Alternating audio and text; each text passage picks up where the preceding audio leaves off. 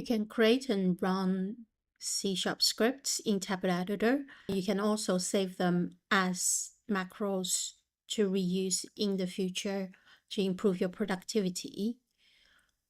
You can write the script yourself or find them in Tabular Editor documentation.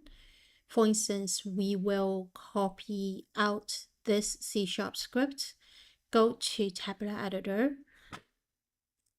paste it in, and instead of running it, we can save it as macro.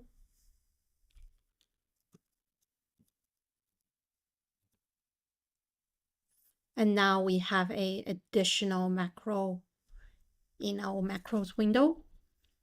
In order to run the macros, you can multi-select the objects that you need to run the macros on.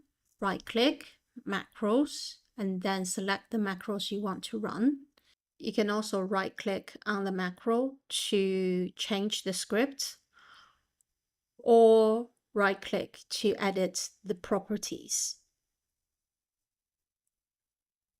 If you need to delete the macro, right-click on the macro and select Delete Macro.